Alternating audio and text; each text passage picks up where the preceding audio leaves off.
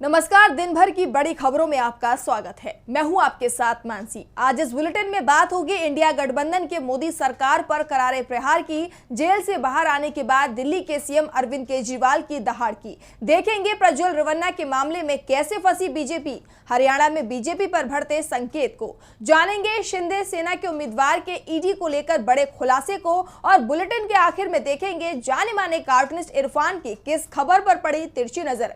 लेकिन तमाम बड़ी खबरों से पहले एक नजर आज की सुर्खियों पर। बिहार के पूर्व उप मुख्यमंत्री तेजस्वी यादव ने पीएम मोदी पर साधा निशाना। बोले, पीएम ने किया रोड शो, हम कर रहे हैं जॉब शो। पूछा, पटना यूनिवर्सिटी को क्यों नहीं बनाया केंद्रीय विश्वविद्यालय।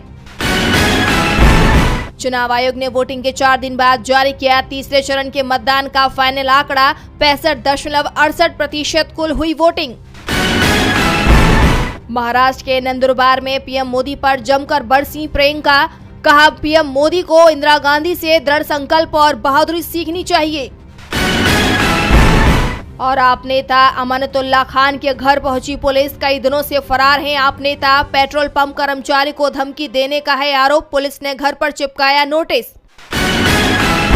ये तो थी सुर्खियां। अब बात आज की सबसे बड़ी खबर की। लोकसभा चुनाव के चौथे चरण का प्रचार समाप्त हो गया है। ऐसे में सभी पार्टियां 5वें चरण के प्रचार में जुट गई हैं। एक तरफ राहुल गांधी ने आंध्र प्रदेश में रैली की, तो दूसरी तरफ बिहार में इंडिया गठबंधन ने एकजुट होकर मोदी सरकार पर निशाना साधा। देखिए ये रिपोर्ट। लोकसभा चुनावों के मद्देनजर पार्टियां ताबड़तोड़ रैलियां कर रही हैं। इस बीच कांग्रेस नेता राहुल गांधी आज आंध्र प्रदेश पहुंचे, जहां उन्होंने बीजेपी को आड़े हाथों लिया। राहुल ने कहा कि आज आंध्र प्रदेश में बदले की राजनीति चल रही है। आज आंध्र प्रदेश को बीजेपी की बी टीम चलाती है। तीनों का रिमोट कंट्रोल मोदी के हाथ में है, क्योंकि पीएम मोदी के पास ईडी, सीबीआई और इनकम टैक्स है। हम सभी संविधान की रक्षा करते हैं। इस संविधान के लिए कांग्रेस पार्टी के कार्यकर्ताओं ने अपनी जान दी है। संविधान से ही हमें अधिकार मिले हैं। नरेंद्र मोदी संविधान को खत्म करना चाहते हैं, लेकिन दुनिया की कोई भी शक्ति इसे खत्म नहीं कर सकती। तो वहीं कांग्रेस अध्यक्ष मल्लिकार्जुन खड़गे प्रचार के लिए बिहार पहुंचे। पटना में इंडिया अलायंस के नेताओं ने प्रेस कॉन्फ्रेंस की। इस दौरान खड़गे ने मोदी की गारंटी पर निशाना साधा। उन्होंने कहा कि पीएम मोदी ने 2 करोड़ नौकरियों का वादा किया था।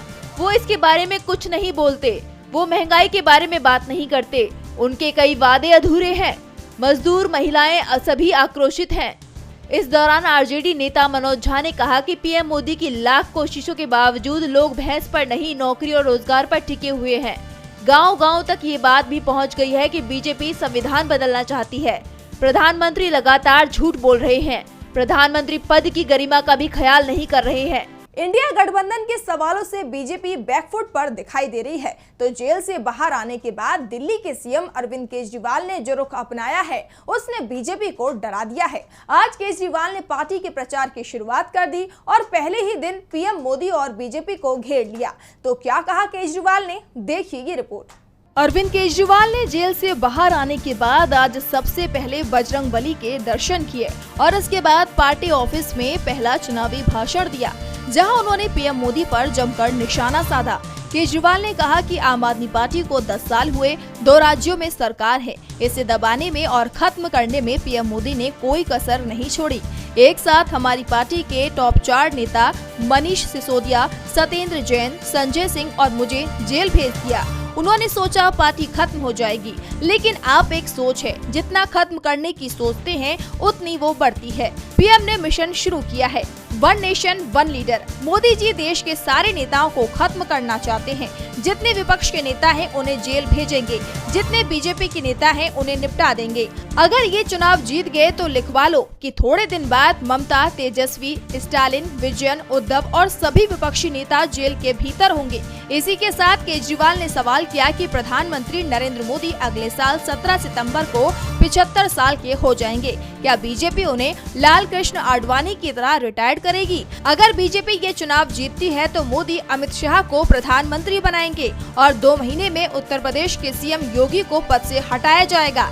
आज एक तानाशाह देश से जनतंत्र खत्म करना चाहता है। मैं पूरे तन मन धन से उस तानाशाह के खिलाफ लड़ रहा हूँ। 140 करोड़ लोगों का साथ चाहता हूँ।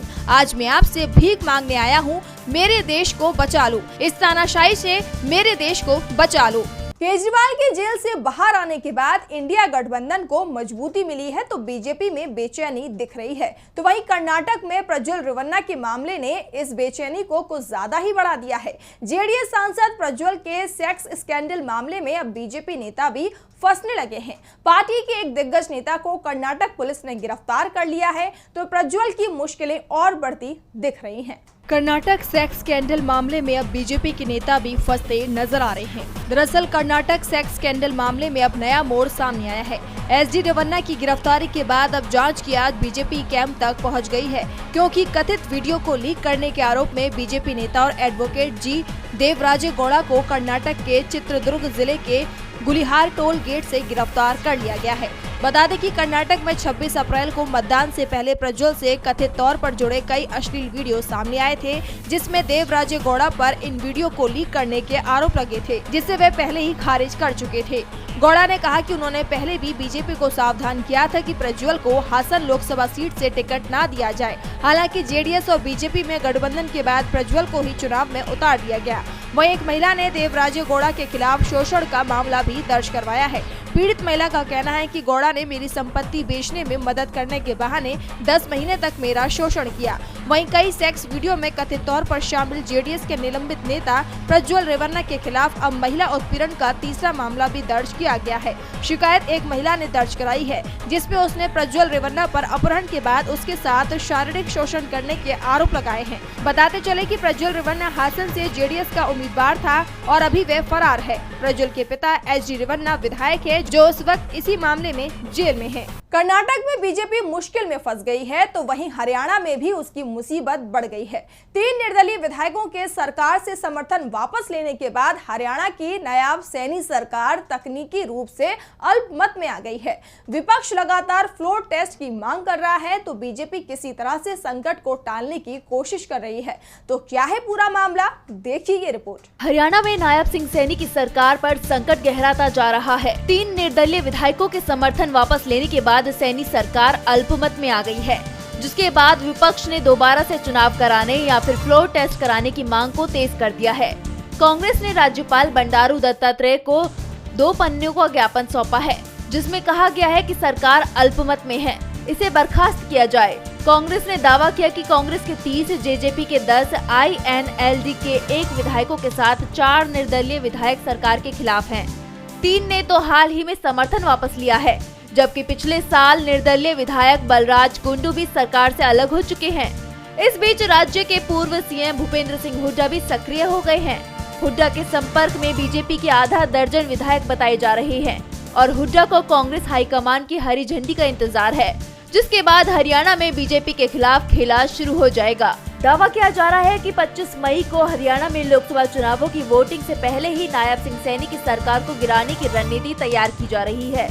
दूसरी तरफ बीजेपी किसी तरह से सरकार बचाने की कोशिश में जुटी है और दावा किया जा रहा है कि जल्दी ही राज्य में ईडी और सीबीआई की सक्रियता बढ़ती दिखाई दे सकती है। हरियाणा में सरकार संकट में है तो छत्तीसगढ़ में बीजेपी उम्मीदवार का पूरा चुनाव ही संकट में फंस गया है। हनुमान कथा सुनाना बीजेपी के उम्मीदवार पर भारी पड़ता दिखाई दे रहा है। इस कथा को लेकर चुनाव आयोग ने सख्त रुख अपना लिया है। तो क्या आदेश दिया है चुनाव आयोग ने, देखिए ये रिपोर्ट। छत्तीसगढ़ की कोरबा सीट पर 7 मई को वोटिंग हो चुकी है। यहाँ से बीजेपी उम्मीदवार के रूप में सांसद सरोज पांडे चुनाव मैदान में हैं, लेकिन वोटिंग के बाद उनकी उम्मीदवारी संकट में फंस गई है। दरअसल चुनाव आचार संहिता के बीच 26 अप्रैल को सरोज पांडे बागेश्वर धाम के धीरेन्द्र शास्त्री की कथा सुनने के लिए पहुँच गयी थी। धीरेन्द्र शास्त्री कोरबा के चिमिरी में हनुमान कथा सुना रहे थे और जब उन्होंने सरोज पांडे को देखा तो उन्हें अपने मंच पर बुला लिया और इसे लेकर निर्वाचन आयोग ने सख्त फैसला लिया है। निर्वाचन आयोग ने धीरेन्द्र शास्त्री की हनुमान कथा के आयोजन में हुआ पूरा खर्च बीजेपी उम्मीदवार के चुनाव खर्च में जोड़ने के आदेश दे दिए हैं। दरअसल कांग्रेस ने इस मामले में शिकायत दर्ज कराई थी,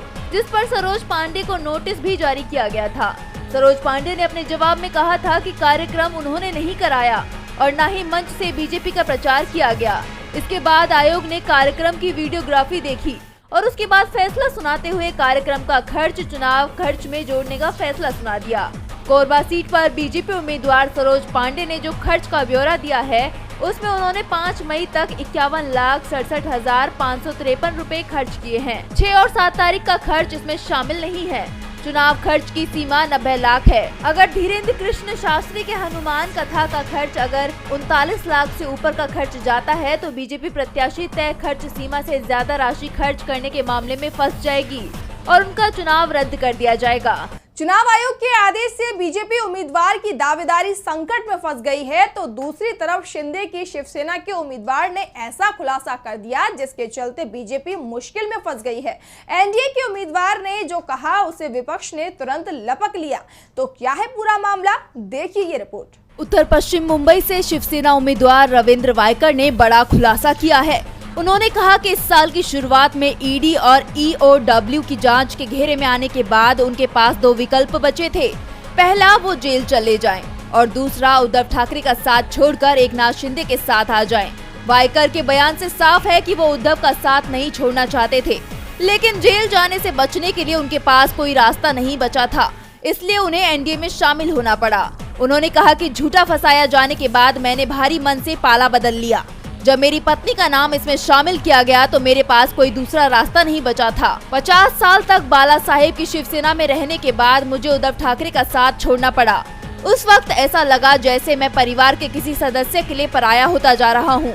वायकर ने शिंदे से संपर्क किया, जिन्होंने दावा किया कि शिंदे ने उनकी चिंताओं को ध्यान से सुना और एजेंसियों की कार्रवाई पर सवाल उठाए।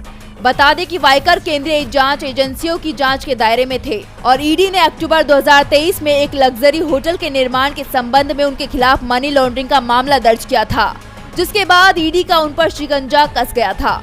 उनके ऊपर बीएमसी के साथ अपने समझौते का उल्लंघन करने का आरोप लगा। उसके बाद उद्धव ठाकरे के करीबी सहयोगी वायकर ने मार्च में सीएम शिंदे से मुलाकात की और वो शिंदे की शिवसेना में शामिल हो गए और शिंदे ने उन्हें उत्तर पश्चिम मुंबई सीट से उम्मीदवार बना दिया। ईडी से बचना था इसीलिए एनडीए में आ गए, लेकिन उद्धव का साथ कभी नहीं छोड़ते।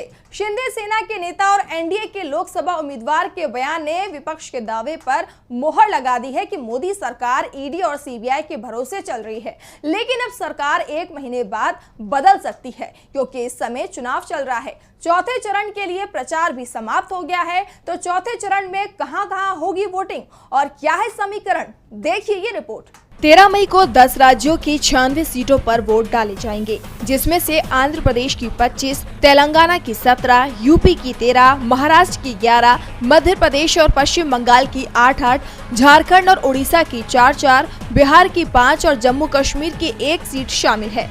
चौथे चरण में बीजेपी और कांग्रेस के साथ ही कई क्षेत्रीय दलों की किस्मत का फैसला भी होना है। 2019 में इन 96 सीटों में से सबसे ज्यादा 42 सीटें बीजेपी को मिली थी, जबकि 22 सीटों के साथ वाईएसआर-सीपी दूसरे स्थान पर थी।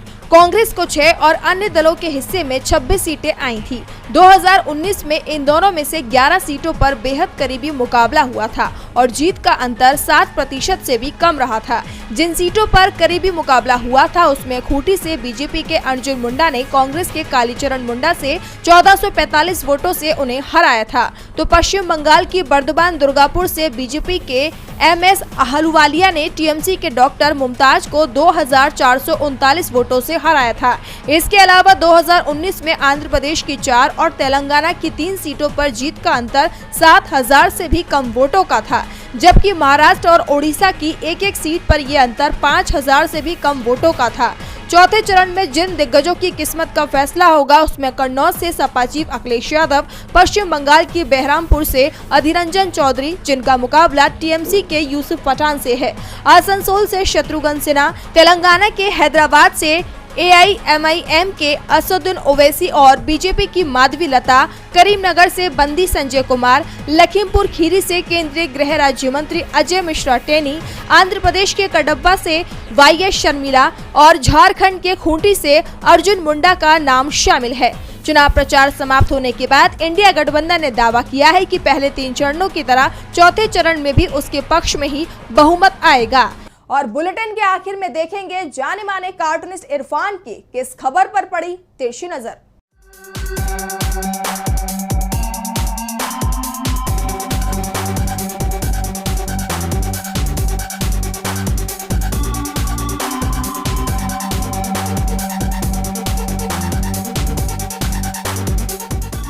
आज केंद्रीय गृह मंत्री अमित शाह ने केजरीवाल पर पलटवार किया और उन्होंने कहा कि प्रधानमंत्री तो नरेंद्र मोदी ही बनेंगे, चाहे वो 75 साल के ही भले क्यों न हो जाएं, क्योंकि बीजेपी के संविधान में 75 साल होने पर मोदी प्रधानमंत्री नहीं बनेंगे ऐसा नहीं लिखा है। अरे भाई, बीजेपी का संविधान लिखता कौन है?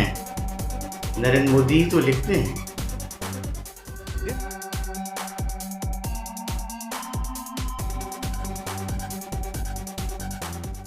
बहुत बहुत शुक्रिया इरफान जी। तो आज इस बुलेटिन में इतना ही। आप देखते रहिए DB लाइव। नमस्कार।